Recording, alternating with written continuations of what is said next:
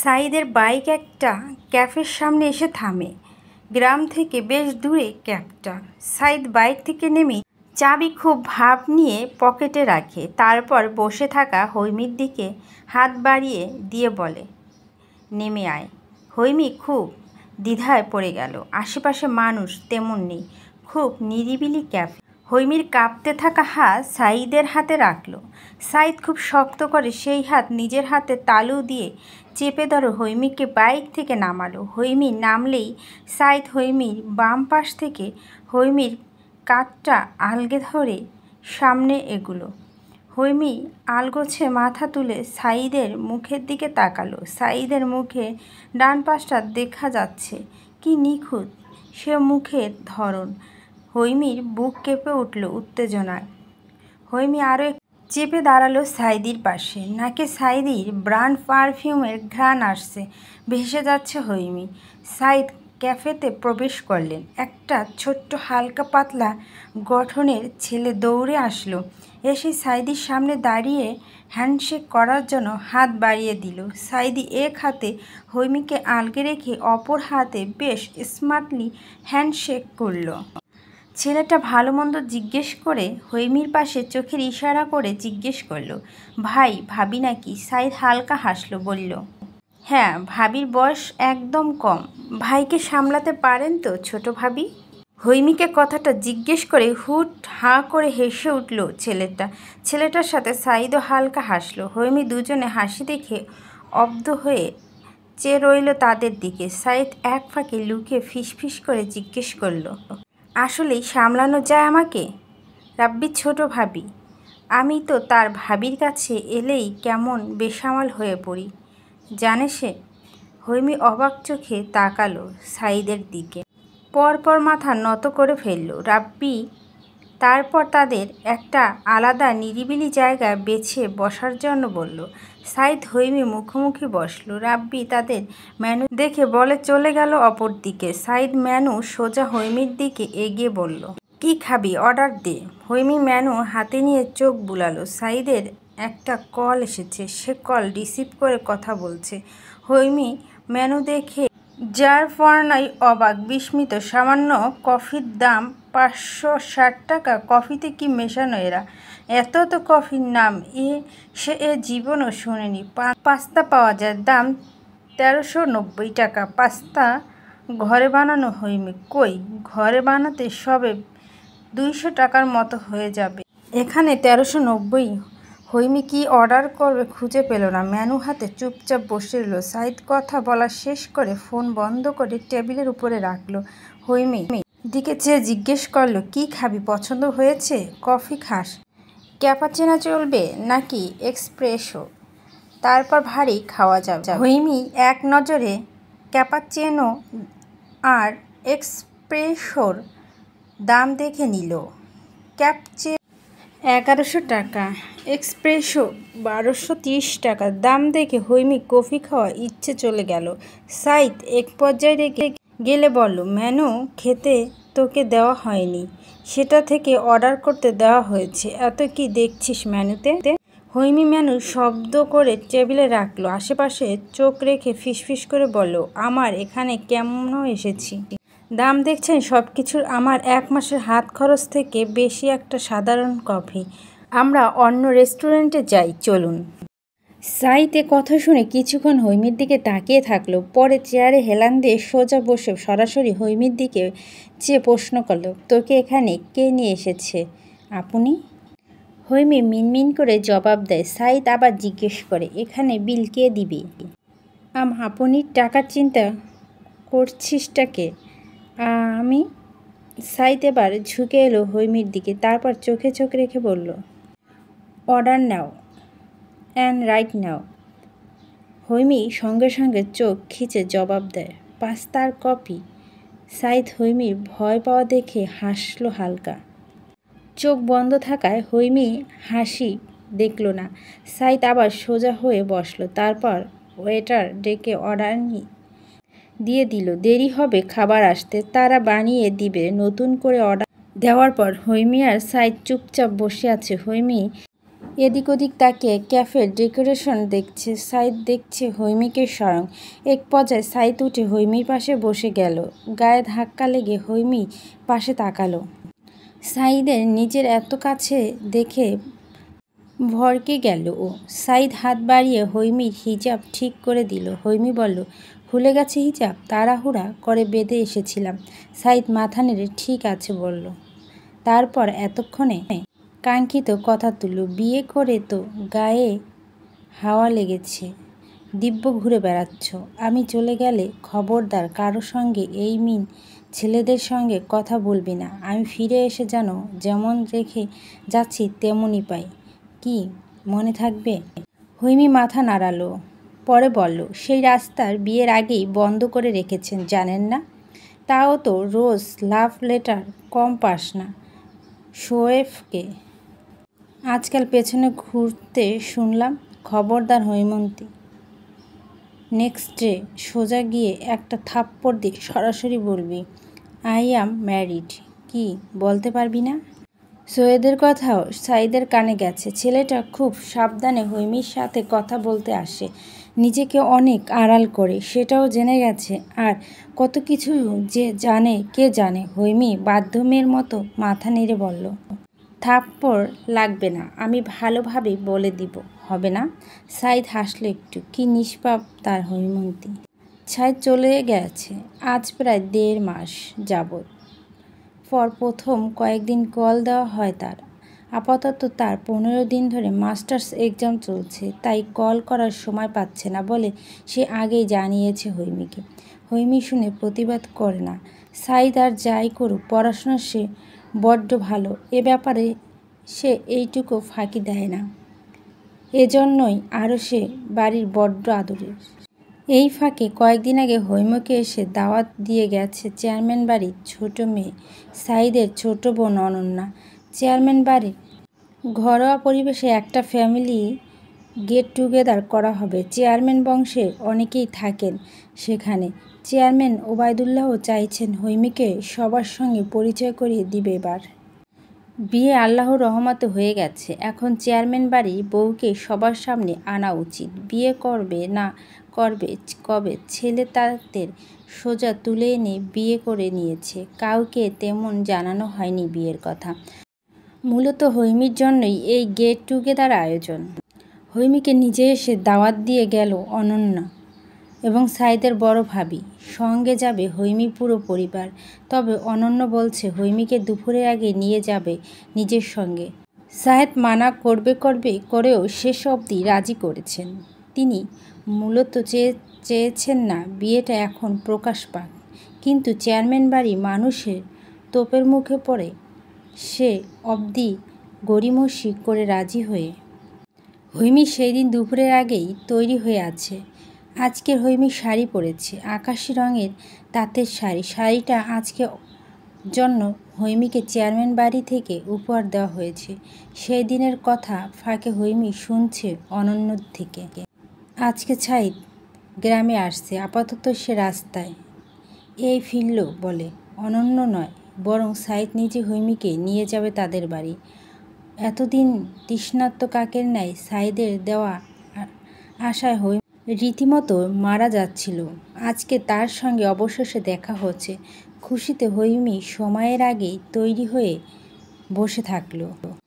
এক পর্যায়ে হৈমি মোবাইলে কল এলো, অচেনা নাম্বার। হৈমি কল ধরল। ওপাশ থেকে সাইদের কণ্ঠস্বর কেউ একজন নকল করে বলল, হৈমন্তী, আমি বাড়ির বাইরে, দ্রুত আয়, তোর হাতে গুনে গুনে ঠিক 2 মিনিট সময়। হৈমি কথাটা শুনে আর আগে পিছে দেখার সুযোগ পেল না। খুশিতে হিতাহিত জ্ঞান বুদ্ধি হারিয়ে দ্রুত শাড়ি একটু তুলে বাবাকে বলে দৌড় লাগালো উঠানের বাহিরে। খুশিতে হৈমির চোখ চিকচিক করছে। উঠোনের বাহিরে পা বাড়াতেই শাড়ির আঁচল টান খেলো। হৈমি আটকে গেল। পিছনে তাকিয়ে দেখে মাছুগুন্ডা তার সাঙ্গাভাঙ্গা নিয়ে হৈমির দিকে এগিয়ে আসছে। হৈমি বোকা হয়ে দাঁড়িয়ে রইল তাদের দিকে। তারপর অবস্থা বুঝে দৌড় দিয়ে আরম্ভ করতে শাড়ির আঁচল হৈমি গায়ের সঙ্গে শক্ত করে পেঁচিয়ে মুখে রুমাল চাপে মাসু। মিনিট খানেক ধস্তাধস্তির পরই হৈমি জ্ঞান হারায়। মাসু হৈমিকে কাঁধে তুলে গাড়িতে তুলে নেয়। হৈমির শাড়ির আঁচলে একটা ছোট্ট টুকরো ছিঁড়ে মাটিতে পড়ে থাকে। হৈমিকে নিয়ে ওরা চলে যায় লুকানো কোনো জায়গায়। সেখানে সাইদ তাদের কখনো খুঁজে পাবে না। সাইদ হৈমিদের উঠানের সামনে এসে বাইক থামায়। তারপর বাইকে বসে কল দেয় হৈমিকে। ওপাশ থেকে কল না ধরে কেউ। সাইদ এবার বিরক্ত হয়ে অনন্যাকে কল লাগায়। কল ধরেই সাইদ ধমকে ওঠে, তুই হৈমিকে বলিসনি আমি নিতে আসবো তাকে?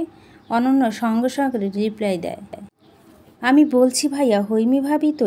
কথা শুনে দুপুরের আগে শাড়ি পরে রেডি ছিল, আমাকে রেডি হয়ে নিজের কল করছে, ছবিও পাঠিয়েছে। সাইদ অবাক হলো, তারপর কল কেটে দিল।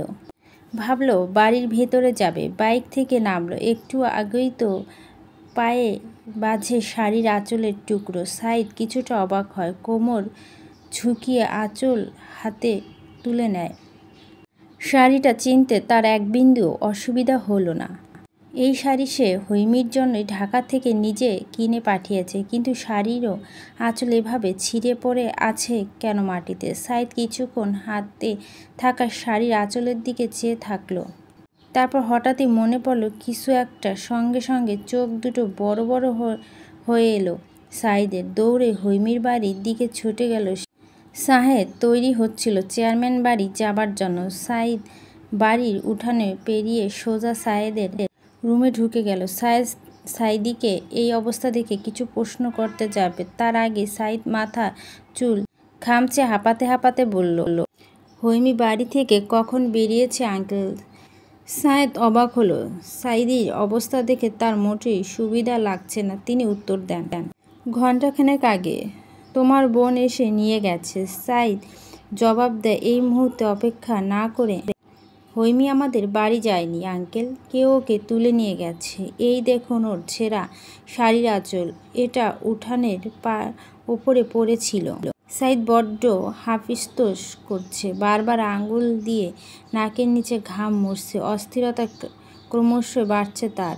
হৈমির আসন্ন বিপদের কথা চিন্তা করে রাগে মাথাটা ফেটে যাচ্ছে সাইদের। কে সে? কে হতে পারে? হৈমি ঠিক আছে তো? যদি হৈমির কিছু হয়, সাইদ তাদের বংশের নাম ধাম কাম সব কিছু ধ্বংস করে দিবে। সাইদকে চেনে না তারা। সাইদ বিড়বিড় করে গালি দিল, এবার হাতে পেলে টুকরো টুকরো করব আমি সাইদ। ভাই, হৈমি ভাবিকে ওই মাসুগুন্ডা লোকেরা তুলে নিয়ে একটা গোডাউনে রাখছে, গ্রামের পূর্ব দিকের গোডাউনে। রাজীবের ছোট ভাই হারুন বড্ড সমাধানে ফিসফিস করে কথাটা বলেই ফোনের ওপাশ থাকা সাইদকে। সাইদ শুনে চোখ বন্ধ করে লম্বা নিঃশ্বাস টানে নিজের মধ্যে। তারপর লাল চোখে চেয়ে জানায়, তুই সাবধানে থাকিস, ওরা যেন তোকে না দেখে। আমি আসছি, তুই গোডাউনের দিকে নজর রাখিস। ফোনে লোকেশন অন করে রাখ, আমি টেক্সট করছি। সাইদ ফোন রেখে পকেটে পুরে। সাইদের পাশে সাহেদ, হৈমির আম্মা এবং রয়েছে পুরো চেয়ারম্যান বংশ। সাইদ ফোন রেখে পাশে থাকা তার বড় ভাই সুভাষের দিকে তাকালো। তীব্র তেজ মাথা গলা, সরাসরি বলো, আমি হৈমিকে আনতে যাচ্ছি। আমার আসার আগে বিয়ের সব ব্যবস্থা করে রাখো। আজকেই আমি হৈমিকে ঘরে তুলব, and that's final. Chairman Obaidul কি কমু বলেই এগুলেন এভাবেই এত হুট করে? হ্যাঁ, হুট করেই সব কিছু হবে এখন থেকে, তোমাদের জন্য, ঠিক তোমাদের জন্যই। হৈমিকে আজকে এই অবস্থায় I will not definitely to any much on anyone from now, specially যখন সেটা হৈমির ব্যাপারে। আজকে যা হচ্ছে সব। সাইদ চিৎকার করে কথাগুলো বললে থেমে যায়, চোখ বন্ধ করে জোরেসোরে শ্বাস ফেলতে থাকে। সাইদ এ ব্যাপারে কিছু বলতে চায়, তবে সঙ্গে সঙ্গে আটকে গেল। সাইদ বড্ড নরম থাকার চেষ্টা করবে বলে, আঙ্কেল, হৈমি আমার বউ। এটা আপনার যাই করেন না কেন কোনোভাবে মিথ্যা করতে পারবেন না। আইন অনুসারে এখন হৈমির প্রতি তার স্বামীর সবচাইতে বেশি অধিকার। আমি যখন বলছি হৈমি আমার কাছে সেফ থাকবে মানে থাকবে, সেটাই দুনিয়া উল্টে গেল। ওকে সেফ রাখবো আমি। সাইদ, আমি এ ব্যাপারে কোনো কথা শুনতে চাই না। আর না, কেউ না বললে আমি শুনবো। দরকার হলে আমার বউ আমি তুলে নিয়ে আসার ক্ষমতা রাখি। কিন্তু আমি এটা চাইনি দেখে এতদিন কিছুই করিনি। কিন্তু আজকে তো নোমর ভালো মানুষই। সায়েদ কিছু বললেন তার আগেই চেয়ারম্যান বলেন, ভাইজান, ছেলেটা আগেই হৈমিকে নিয়ে আসুক, আমরা বসে এ ব্যাপারে কথা বলছি। সাইদ লম্বা লম্বা শ্বাস ফেলে ঘুরে বাইরে যেতে যেতে চেঁচিয়ে বলতে গেলেন, আমি ফিরে আসা আগেই যেন সব ব্যবস্থা করে রাখো ভাইয়া। হারুনের লোকেশন টেস্ট করে এগুচ্ছে সাইদ। হারুন এক পর্যায়ে কল করে প্রায় কেঁদেই বলে ফেলল, ভাই, ওরা বোধহয় ভাবির সাথে খারাপ কিছু করতে চাইছে। গোডাউনের ভেতর থেকে ভাবু চিৎকার শুনতে পাচ্ছি। সাইদ কথাটা শুনে লোম অবধি দাঁড়িয়ে গেল। বুকের ভেতর জঘন্যভাবে ধসাধসার করতে লাগলো। গাড়ি স্পিড দ্বিগুণ বাড়িয়ে সাইদ বলল, তুই থাক হারুন ওখানে, ভিতরে গিয়ে এবার কিছুই করতে পারবি না তুই, আমি আসছি। একটু থেমে, ওরা ওকে কিছুই করবে না হারুন, আমি করতে দেব না। ওর সমস্ত কিছুর উপর আমার অধিকার, ও জানোয়ার বাচ্চাদের নয়। সাইদ গাড়ির স্পিড আরও বাড়ালো। 10 মিনিটের মধ্যে পৌঁছে গেল পূর্ব দিকে গোডাউনে। সাইদকে দেখে হারুন সাইদের পেছনে এসে দাঁড়ালো। সাইদ গাড়ি থেকে নেমে এক দৌড়ে গোডাউনের সামনে চলে এলো। সাইদ দরজার ভিতরে থেকে লকড।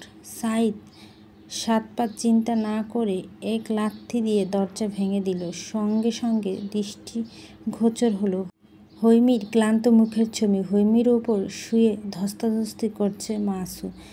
হৈমির চোখে মুখে কান্নার ফোয়ারা বইছে। বারবার বাঁচার জন্য মাসুদের গায়ে থাপ্পড় কিল ঘুষি দিচ্ছে। সাইদ আর ভাবতে পারল না। দ্রুত দৌড়ে গিয়ে হৈমির ওপর থেকে মাসুকে তুলে কুত্তার মতো মারতে লাগলো। হৈমি ছাড়া পেতেই গায়ে তুলে ফেলা শাড়ি জড়িয়ে হাঁটু গেড়ে দেওয়ালের সঙ্গে পিঠ ঠেকিয়ে জোরে জোরে কাঁদতে লাগলো। কান্নার কারণ রীতিমতো শ্বাসকষ্ট হয়ে যাচ্ছে, ঠিকভাবে নিঃশ্বাসও নিতে পারছে না। সাইদের মারতে মারতে সবগুলোকে প্রায় আদামারা করে ফেলছে। তারপরও থামে হৈমির মৃদু স্বরে আওয়াজ, সাইদ থামুন। সঙ্গে সঙ্গে সাইদের হাত থেমে যায়। চোখ ঘুরিয়ে পাশে চায়। হৈমির শাড়ি গায়ে এলোমেলো জড়ানো, শরীরের অনেক নিষিদ্ধ অঙ্গ দৃশ্যমান। সাইদ পেছনে তাকালো। হারুন এতক্ষণ এক জায়গায় দাঁড়িয়ে ভয় কাঁপছিল। সাইদের এমন তাকানো দেখে সে বুঝতে পারে। মাথা নত করে বলল, আমি বাইরে আছি ভাই, দরকার পড়লে ডাইকেন। কথাটা বলে মাথা না তুলেই চুপচাপ ঘর থেকে বেরিয়ে গেল হারুন। সাইদ হাত ধরে থাকা মাসুর কলার ছেড়ে দিল। মাসু লুটিয়ে পড়ল মেঝেতে, কুকরিয়ে উঠল ব্যথায়। এক পর্যায়ে ব্যথায় জ্ঞান হারালো। সাইদ ধীরে পায়ে এগিয়ে এলো। তার লাল চোখ হৈমির দিকে আকত হয়ে চেয়ে আছে। হৈমির মাথা হালকা কাত করে কান্নামাখা চোখে চেয়ে রইল সাইদের দিকে। সাইদ অবশ দেহের ন্যায় হাঁটু গেড়ে বসে পড়ে হৈমির ঠিক সামনে। শরীরে জখম আগ্রহ করে এগিয়ে গিয়ে হৈমির কপালে চুমু বসায়। হৈমি সঙ্গে সঙ্গে চোখ বন্ধ করে ফেলে। ডান চোখ থেকে কয়েক ফোঁটা জল গড়ায়। হৈমির চোখ বন্ধ অবস্থায় ফুঁপিয়ে কেঁদে ওঠে। সাইদ সঙ্গে সঙ্গে হৈমির গায়ে তার শার্ট খুলে জড়িয়ে দিয়ে বুকে চেপে ধরে। হৈমি চিৎকার করে কাঁদতে থাকে। সাইদের কান্না আসতে হৈমি এহেন অসহায় অবস্থা দেখে। সে ঠোঁটে দাঁত চেপে হৈমির পিঠে হাত বুলাতে থাকে। হৈমি কাঁদতে কাঁদতে বিলাপ করে শুধু, আমি অপবিত্র হয়ে যেতাম সাইদ, আমার আজ সব শেষ হয়ে যেতে পারত। ওরা আমাকে কেমন এসব, আমার গায়ে ওদের ছোঁয়া, আমার ঘেন্না হচ্ছে সাইদ। সাইদ, আমি অপবিত্র। সাইদ আর শুনে না, শুনতে চায়ও না কিছু। জোরে একটা নিঃশ্বাস ছেড়ে হৈমির মুখে দুহাতে তুলে চুমু বসায় ঠোঁটে। হৈমির চোখে জল নাক গড়িয়ে ঠোঁটে আসতে সাইদ ঠোঁটে চাপে হারিয়ে যাচ্ছে আবার। হৈমি এক পর্যায়ে নিজেই মোহিত হয়ে গেল। আজকে যা ঘটে, ভুলের জন্য সাঈদ গলা জড়িয়ে কিছুটা উঁচু হয়ে নিজেই পাগলের মতো চুমু খেতে থাকে ঠোঁটে। সাঈদ ব্যথা পায়, তবুও মুখ বুজে সহ্য করে নেয়। একটা দুটো ব্যথা হোক, বউটা তোর। হৈমি নিজে বড্ড অবাক হয়েছে। গোডাউন থেকে সোজা চেয়ারম্যান বাড়ি ফিরছে তারা। দু পরিবারের সকল মানুষের নিজের সামনে দেখে ভয়ে আতঙ্কে নিজের গুটিয়ে নিয়ে সাঈদের পিছনে লুকায়। সাঈদ টান দিয়ে হৈমিকে সবার সামনে আনে, জোর গলায় পরিচয় করে দেয় হৈমিকে সবার সঙ্গে। আমার বউ হৈমি বিনতে সাঈদ, সবাই থাকুন, ও ফ্রেশ হয়ে আসুক, আমাদের বিয়ে খেয়ে তারপর যাবে। হৈমিকে নিয়ে দ্রুত সাঈদের ঘরে ছুটে গেল অনন্য। দ্রুত বিয়ের শাড়ি গয়না পরিয়ে নিচে নিয়ে আসলো। কাজী এলেন, বিয়ে পড়ানো হলে বড্ড তাড়াহুড়ায় হৈমিকে কবুল বলতে একটু সময় দেওয়া হয়নি। কবুল বলার সঙ্গে সঙ্গে সবাই আলহামদুলিল্লাহ বলে উঠল। হৈমি কী হলো কিছুই বুঝতে পারল না। যা হোক, যেমন কোনো ঝড় মুহূর্তে হৈমির জীবন পাল্টে গেল। এখন থেকে সে সাঈদের বউ, স্ত্রী, অর্ধাঙ্গিনী। ভাবতে শিহরণ কেঁপে ওঠে বারবার হৈমির। বাসর ঘরে ঢুকে গেলে খুব দূরত্ব কেমন করে। ফুলের সজ্জিত বিছানায় হৈমি হাঁটু গেড়ে বসে আছে। সাঈদ আর তার ভাই বোন কাজিনের কথা শুনে যাচ্ছে সবাই। সাঈদ তারা কোনো মতে বাসর ঘরে ঢুকতে দেবে না। আগে 50,000 টাকা, তারপর বাসর। সাঈদ বলল, ক্যাশ নাই এত, ভাগ। ভিড়ের মধ্যে অনন্য উকি দিয়ে বলল, ক্যাশ নাই, কার্ড তো আছে, ওইটা দাও, আমরা নিয়ে নেব নিজেদের টাকা।